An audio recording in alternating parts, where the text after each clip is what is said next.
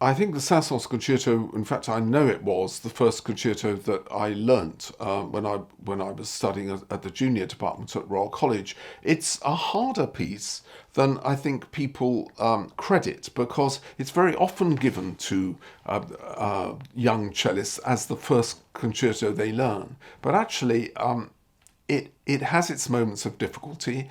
I can see why that happens, because it's such a tuneful piece. It's a lovely concerto. Again, as in the Elgar, I felt I needed some special collaboration, and who better to record it with than Yan Pascal Tortelier, the son of the great Paul Tortelier, and especially as the major coupling on that CD was the Honegger Concerto, which had been a great favourite of Paul Tortelier's, and those links are extremely important to me. I remember Yan Pascal saying that he grew up listening to his father practicing the Honegger Concerto.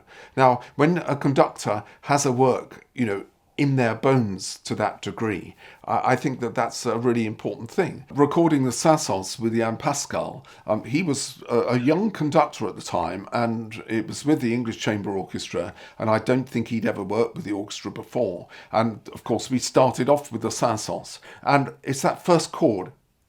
It has to be absolutely together, and he worked them really hard on that. I don't think they were that happy with it, but he was never, he wanted it absolutely precise. It's great to have someone working in the studio with that degree of enthusiasm, passion.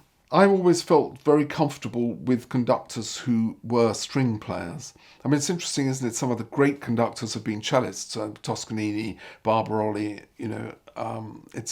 I think as a soloist, it's wonderful to work with people who understand, particularly bowing, and where you are in the bow, and how they actually follow where you're going to be. I think the Saint-Saëns Concerto is one of the finest cello concertos. I remember Fournier, who I was very fortunate enough to study with.